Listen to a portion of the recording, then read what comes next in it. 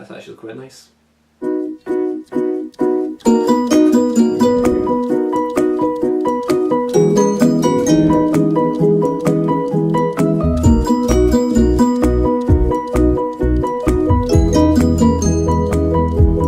Hello, Internet! Right, so today I'm reviewing Gummo.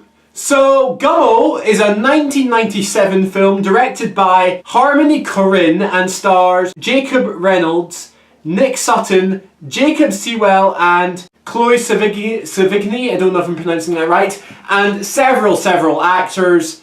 And this is a experimental indie film that I am reviewing as a request from a friend.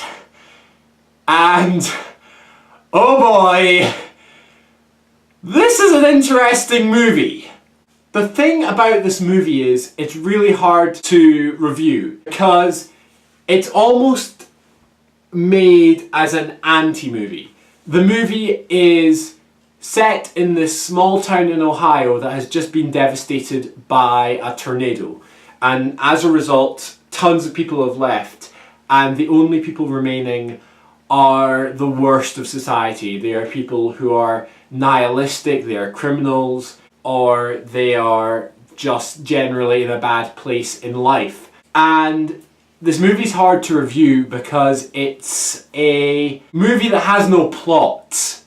And it's a movie that has no characters that serve a purpose. This movie is a movie about this horrific town and the people in it, but there is no driving force in the movie. There is no plot. It's simply the inhabitants of the town going about their daily business. And it's an incredibly strange movie. It's endlessly nihilistic. It's endlessly horrific in some aspects. And I would call it a masterpiece. So, what is it about this movie? Well, this was the first movie of Harmony Korine, and it's incredibly experimental. I would call this movie not a character study, but an environment study. As I've said, the town that the movie takes place in is devastated by a tornado at the start. And as a consequence, it's basically run down. And the only inhabitants of this movie are characters who were too poor or too ill or too criminal to move away. And consequently, this movie sort of explores, in my opinion, I might not get the point of the movie, but my viewpoint of watching this movie was that the movie sort of explores the effect of this horrifically nihilistic environment on its inhabitants as their lives inevitably just get worse and worse. All the performances in this movie are natural. It's hard to describe. The performances in this movie I wouldn't call bad and I wouldn't call good. They are real. A lot of them can be seen as monotone, a lot of the performances can be seen as emotionless, but I get the sense that the director wanted that. So I'm not going to mark it down because it was very much intentional. This movie is also shot in a strange way. It's shot like a documentary, but it's clearly a work of fiction, which clearly suggests to me that the director wants this movie to act as a reflection of how human beings naturally act in a horrific, depressing, nihilistic environment. This movie is immensely symbolic, which is why it's very hard to talk about. Gummo has had papers written on it because it's very much incomprehensible and you've really got to use your imagination to think up what the point of the movie is. My personal interpretation of this movie is that how horrific attitudes, so homophobia, racism, to name a few, are only bred through horrific environments, and how humanity, even the best of humanity, will resort to horrific negative ways if the environment they live in is horrific, and that in an environment like that it becomes almost impossible to live a decent life. That's how I interpreted the movie, and the movie very much has almost no soul to it.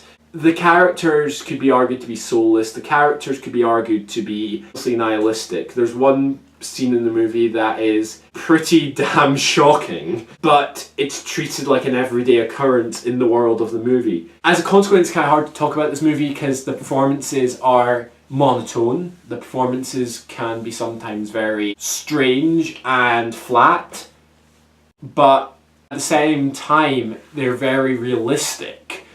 I don't think I've ever encountered a movie in the 18 years I've watched movies that have been featuring so many performances that are so flat and emotionless, yet so real and powerful. And that's this movie's greatest strength. It is, as I said, a reflection of reality. I can't really review this movie because it's not got a lot by standards of which movies are held to. It doesn't have a plot.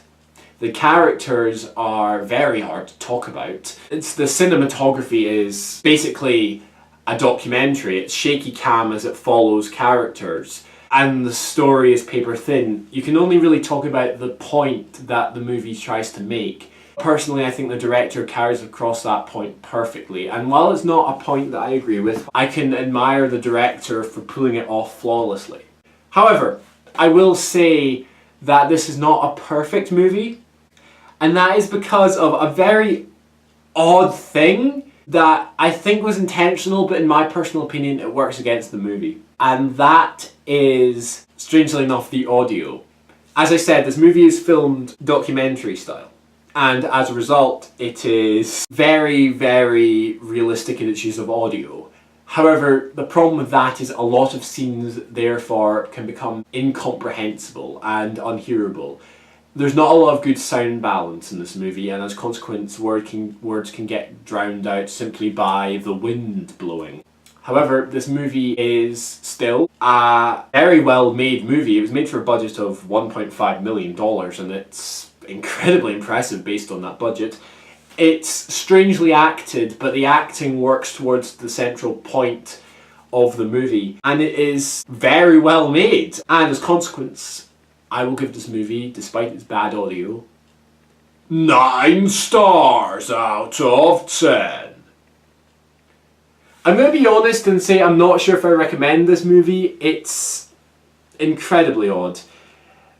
And certainly after watching it, it left me feeling like, what the hell was that? Yeah, it's that kind of movie.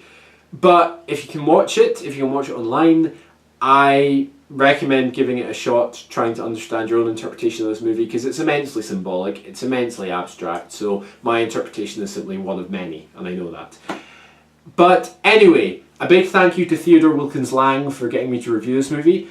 Do you guys want me to review any other movies? Do you want me to review any movies that are out there and completely off the wall? Because I am more than happy to do that and pour more alcohol on my head. Anyway, thank you guys for watching. Please like, please subscribe, and as always, cheers. Watch the space.